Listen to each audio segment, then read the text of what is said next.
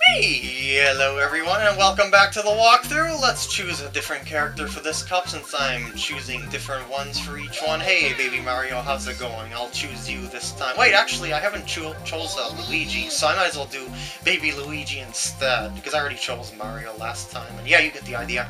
I'll choose this one for the heck of it just because it looks pretty silly. Just imagine baby carriage like that. Imagine it just roaming across the road with a baby driving it at high speeds. Picture that. Yes, I know you laughed just picturing that. Okay, Dry Ruins, here we go. There's Pokies roaming around this place. It is indeed dry. This is a Paper Mario reference if you didn't know that. You should definitely play Paper Mario, it's a good game. This game is also a good game, I should mention. But here we go. Depending on which lap it is, you'll notice that those pillars will also fall down on other laps as well. Don't knock me into the water, please, people. I would like to win some races. Then again, I haven't played in a while, so I have sort of an excuse. Yay! Woo! That was... the top of the carriage opens up. I never noticed that before. Then again, I don't think I used this car before, so that would explain it. Oh, boy, no, not in the wall, not in the wall. That worked out. That worked out pretty decently, I think. And on the first lap or two, I believe you can go through this center area, which is the fastest way. But on the third, you're going to have to take the long way around it. If you have a mushroom, you can take a shortcut right through there, that straight area that the red shell went through, and just take a shortcut, I guess. What else am I trying to say here? It would save you time. And wahoo indeed! Go Luigi, I believe in you. Well, baby Luigi. And it's said in Mario history, or seemingly, that Baby Mario and Baby Luigi seem to be different Mario characters altogether. That's how they seem to appear in different games, or at least that's what it seems like. I don't know how that works. Maybe Mario and Peach and Luigi and Daisy had a love child or something like that. I don't know, but that's just what they seem to be hinting, because you'll notice that in a lot of games, as I said, Baby Mario and Baby Luigi will appear in the same game that Mario and Luigi will appear in, unless it has to do with the whole Mario and Luigi partners in time thing, where they went back in time to meet up with the babies or something like that, and they ended up teaming up. I don't know. Maybe that's the predecessor of how these babies got into the modern Mario world. It is a mystery yet to be answered.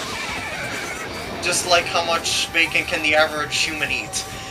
So, we're just going through the last lap here, avoiding the swoopers on this area. These really don't get in the way all that much. They only come in pairs or so, and they're really spaced out, so it's easy to predict where they're going to be, so you don't have to worry about it. And you'd also notice that the sand fills up the area on each lap, so that's why you can't go through that center area on the third lap there, because it hinders you too much. So, well, unless you have a mushroom or something like that. If you have a mushroom, feel free to just jump right through there. Woo! Come on, baby, you can do it! Get to at least second place, I'm hoping. Take the inside route. No! Aww! Third place. Beat by Luigi himself. Well, I guess that was a decent race. Sort of, maybe. Anyway, next race, here we go. This one is the Moonview Highway. I never liked tracks like this in Mario Kart games, because the fact that you just never know when you're going to take a corner and you're going to get blindsided by a car. There's just so many cars on the road, it's so hard to stay in the center of the track where it's safe, or near the inside of the track where it's safe. So it's just one of those things of, so much luck involved. Do not like see, I wanna hug this line here just to ensure that I stay safe most of the time. But that's not ideal for time trials or even Grand Prix most of the time. So yeah, it's a risk-reward sort of thing that you gotta take quite a few risks in order to get good times on these tracks. And why am I not taking the boosters? I am being a silly neener. And yes, those booster things that I should be following down the track as well. They also crisscross throughout the track, so you'll never know when you have to avoid a car, or you'll just be able to go straight through without any trouble whatsoever. There's also bomb cars where if you hit them, they will have the same effect as a, like this one right there. It'll have the same effect as if you got hit by a Bob-omb or a blue shell. So you definitely want to avoid those, as they waste a lot of time if you get hit by them. I'm doing pretty decently, actually, or everyone else is doing really bad, but as I said before in earlier parts, I shouldn't say that, because whenever I say I'm doing good, I start doing bad. So let's just say I'm doing the worst run in hit. See, I already cursed it. Look at my wheels. They're like awkward shaped. They're like ovals. I'm riding on ovals, and it's still working out. I'm still driving smooth somehow. And final lap. Yeah, I think a lot of the characters seem to be doing very badly. And this flattening effect also happens if you get hit while you are tiny, like when you're hit by a thunderbolt. And I also noticed I'm not getting hit by a lot of things other than those blue shells. I think that's because the cars are blocking out the red shells, so that works in my favor as well. Okay, I'm starting to like this track again. This is going... No, don't change lanes! How dare you change lanes! Did he put on the signal? I didn't see him put on the signal. Car says! These... and blasphemy. That is all my thoughts of this, even though I'm way ahead in first place. Look at the map! I'm way ahead of Mario. Happy days. Finish line for the win. I am a joyous baby. Yay! And next track, come on, hurry, hurry, hurry, go! I have no patience for this blasphemy. Bowser's Castle! I love this track lots. And just because I say that I love it, I'm probably going to do horrendous at it, and you guys are all going to laugh. And then it's all going to be a grandiose time in the comments, and then I'm going to be sad. Well, actually, I won't be sad, because as long as I make people happy, I'll be happy myself. Here we go! And we start out with a crazy jump over lava, and you would think being this close to lava would, you know, burn you by sheer proximity, but that is not the case. Maybe it's because you're moving so fast that the heat can't touch you, but it's already been shown in Mario Kart games that you only go about 50 to 60 miles per hour, so unless you're using a mushroom boost or something like that. But otherwise, you would think you would get scorched pretty well. There's some jumps over here with some mud and stuff like that to slow you down. I had to take the middle route there because I ended up in a bad position, but most of the time, you want to take the jumps off the half pipe to save some time. Look out for the lava plumes! You can tell where they're coming up by looking at the burnt marks on these fences, grates, whatever you want to call them, that are across the floor there. Oh boy, I think the lava burnt right through the cement or something like that, and it's only showing the metal that's holding them together on the inside. And I'm... No! I didn't want to get hit by the fire bars of Mario 1! Or at least it put me on the other side of it. This is a catastrophe all around, and I did that power slide way too early. On this part of the track, you notice that there's these mini volcanoes are popping out of the ground. Well, you can boost off them as shown there if you shake the Wii remote or jerk back on it, whatever you want to call it. And yahoo! Go blue shell! Destroy the person in first place, because I'm not the person in first place, so that makes me quite a happy baby. And oh boy, go, no, oh, that's gonna work, okay, shh. I didn't think that was gonna work out there, because I was boosting around these tight corners, but it did okay. So I'm not gonna complain too much about that. Oh boy, Bowser's bowling, or at least the statue is. And carefully go along the edges here, oh come on! I went up the edge. That deserved a boost and a jump off the half pipe if I ever seen one before. And I just almost got bumped into that dang fire bar as well. Luck is obviously not on my side in certain cases. Ooh, triple mushroom. I can use this for sure. And here will work as well. And no, tight squeeze. Okay, that worked. That worked okay. And this time I don't have to worry about the fire bar because the timing is a lot better. Triple mushroom. I said triple mushroom for the win, but it turned out to be a loss because I got smooshed by Giant Mario there. Curses! I hope Rainbow Road turns out a lot better. Final lap! Here we go! And then the final track of the newer tracks of this game, and then I'll be covering the retro tracks of the game, if that wasn't blatantly obvious, as I said that in the first part. And Star Power! Woohoo! Oh, I should also mention that stars don't really make you turn that much tighter than when you're turning normally, so that could be quite a problem for you if you didn't know that. Yeah. Dang it, I didn't go off the half pipe again, I hate that section now! This is like the worst race in history, and I mean worst. I've done so much better on this track. I used to do so much better on this track, actually. Bullet Bill, Bullet Bill, Bullet Bill, go, go, go, go, go! I believe in you, my bullet friend! I believe in you! Not over the lava, okay! I almost fell into lava due to the bullet running out at the last second, but luckily that wasn't the case. Whoa, wait, I have a chance at third. Oh, no, I don't. Fourth place. Well, that was quite the recovery, I have to say, on the last lap.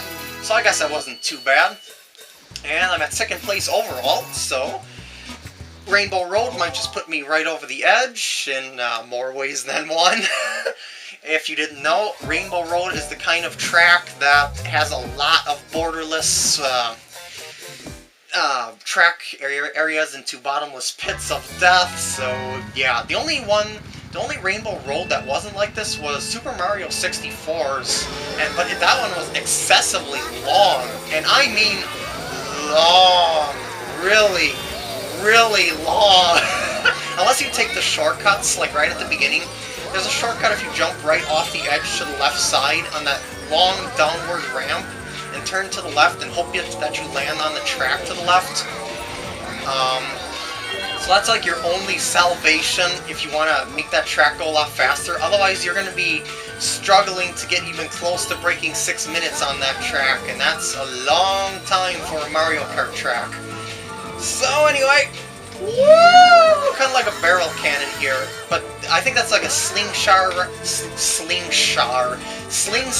reference to Super Mario Galaxy. There's star bits flying into the sky. Star bits! Oh, I miss saying that. So much. Oh.